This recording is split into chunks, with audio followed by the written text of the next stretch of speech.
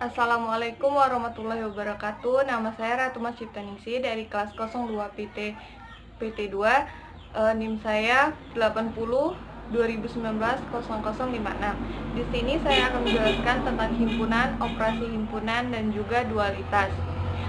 Baiklah, yang pertama, pengertian dari himpunan. Himpunan didefinisikan sebagai kumpulan dari objek tertentu yang memiliki definisi yang jelas dan dianggap sebagai satu kesatuan. Contohnya, himpunan hewan berkaki dua, himpunan bilangan asli, himpunan lukisan yang bagus, dan himpunan orang-orang pintar. Bisakah kalian membedakannya? Bagian 1 dan 2 itu termasuk dalam himpunan, sedangkan 3 dan 4 bukan merupakan himpunan. Alasannya, contoh 1, hewan berkaki dua. Kita akan memiliki pendapat yang sama tentang hewan berkaki dua, seperti ayam, bebek, dan juga burung. Sedangkan contoh 2, bilangan asli juga memiliki definisi yang jelas, sehingga merupakan satu himpunan. Pada contoh 3 dan 4, 3 adalah lukisan yang bagus, dan 4 orang-orang yang pintar.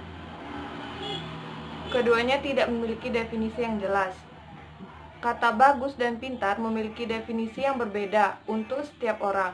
Misalnya, saya menganggap lukisan A bagus, tetapi kamu belum tentu menganggap lukisan tersebut juga bagus. Oleh karena itu, lukisan yang bagus dan orang-orang pintar bukan termasuk satu himpunan. Selanjutnya, cara menyatakan suatu himpunan. Secara umum, himpunan disimbolkan dengan huruf kapital. Dan jika anggota himpunan tersebut berupa huruf, maka anggotanya dituliskan dengan huruf kecil.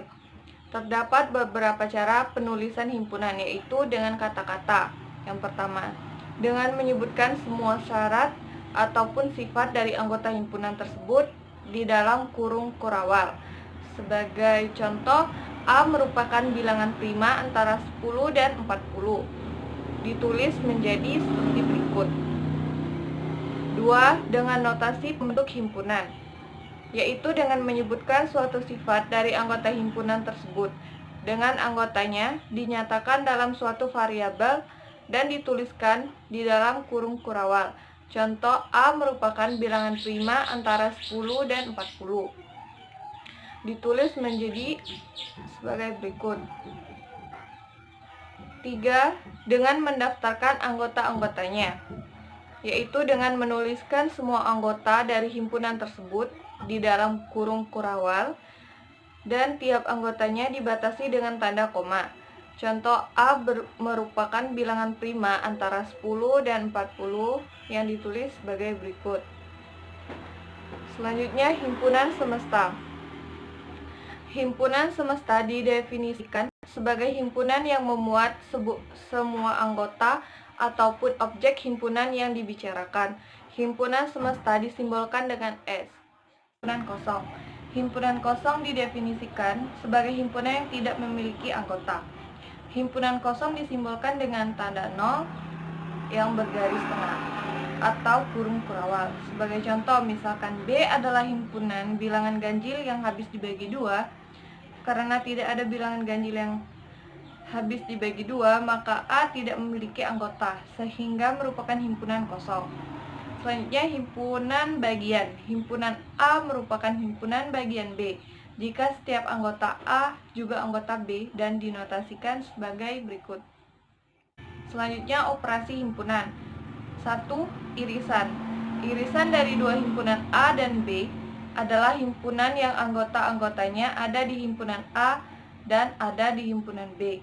Irisan antara dua buah himpunan dinotasikan oleh tanda seperti tanda N. Gabungan. Gabungan dari dua himpunan A dan B adalah himpunan yang anggota-anggotanya merupakan gabungan dari anggota himpunan A dan himpunan B.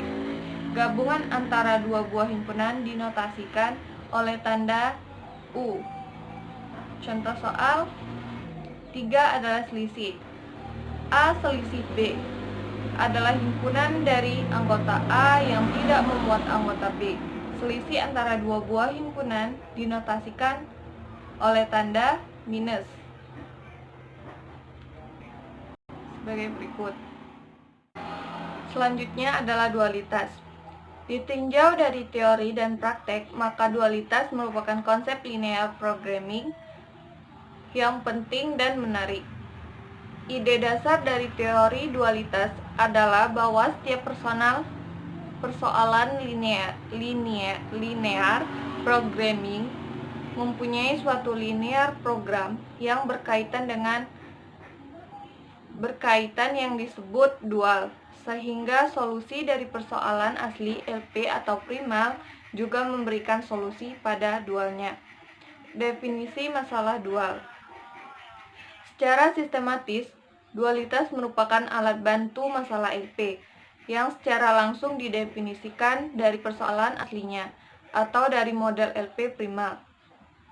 Dalam kebanyakan perlakuan LP, dualitas sangat tergantung pada primal dalam hal tipe kendala, variabel keputusan, dan kondisi optimum.